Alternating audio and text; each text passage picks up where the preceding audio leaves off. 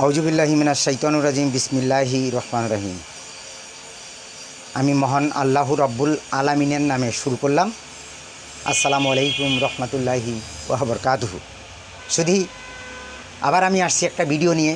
আজকে আপনাদেরকে আমি এটা দেখাবো যে কাম সিঁদুর, মানুষ বলে কাম সিঁদুর, এই কাম সিঁদুর লাগে বশীকর কাজের জন্যে, শত্রু বশ করা কাজের জন্যে। আসলে কাম সিঁদুর কোথায় পাওয়া যায় এবং কাম সিঁদুর কারে বলে, কোত্থেকে আসে, এটা কোথায় পাওয়া যায়, এভাবে কিভাবে বানাইতে হয়? সিঁদুর তো সিঁদুরই, এটার আবার কাম সিঁদুর হয় কেমনে? আমি এই বিষয়ে কিছু আলোচনা করব এবং ওই সিঁদুরটাও আপনাদেরকে আমি দেখাবো। শুধু তার আগে আমার একটু অনুরোধ, আমার চ্যানেলটাকে সাবস্ক্রাইব করবেন, বেল বাটন বাজিয়ে দিবেন এবং বন্ধুদের মাঝে শেয়ার করে সবাইকে জানিয়ে দিবেন, এটাই আমার অনুরোধ। আর আপনারা যদি আমাকে না উঠোন তাইলে আর আমাকে কে উঠাইবে? আমি তো আপনাদের আশাই, আপনাদের সুন্দর সুন্দর ভিডিও দেওয়ার জন্যে, এই সুন্দর সুন্দর জিনিস, সুন্দর সুন্দর কথাগুলো বলার জন্যে হয়তো আমি আসছি। হয়তো আগামী দিনে দিব কস্তুরী সম্পর্কে। কস্তুরী সারা জীবন শুনছি, কস্তুরী তো দেখি নাই, কস্তুরী কেমন, এও বিষয়ে আমি কিছু কথা জানাবো এবং কস্তুরী আপনাদেরকে দেখাবো। আমি আজমির শরীফ থেকে আনছি, কস্তুরী আছে আমার কাছে, আমি দেখাবো আল্লাহর মর্জি আপনাদেরকে। তবে আজকে কাম সিঁদুর নিয়ে একটা কথা বলি। আমি বেশি কথা বাড়াবো না, শর্টেই ভিডিওটা করব। আপনারা মনোযোগ দিয়ে আমার ভিডিওটা করবেন এবং সাবস্ক্রাইব করবেন। সিঁদুর,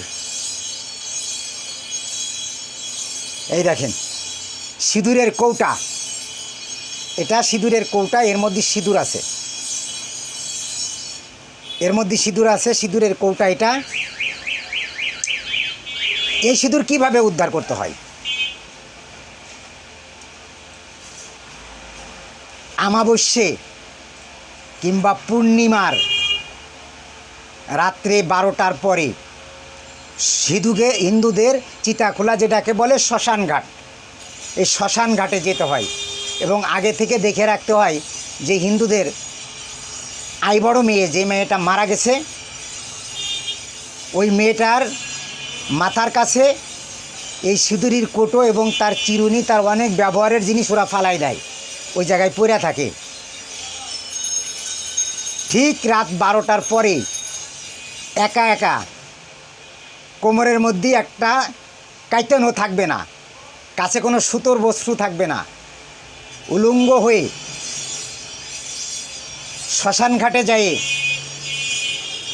ওই সিঁদুরের কৌটাটা উদ্ধার করতে হবে। উদ্ধার করে যদি কেউ নিয়ে আসতে পারে, সেইটার নামই হলো কাম সিঁদুর। কাম সিঁদুর কোথায় পাওয়া যায়? মানুষ তো বলে কাম সিঁদুর, কে কি বলে ওইটা আমার বিষয় না। আমি বললাম কাম সিঁদুর কীভাবে হয়। কাম সিঁদুর এটা হয়।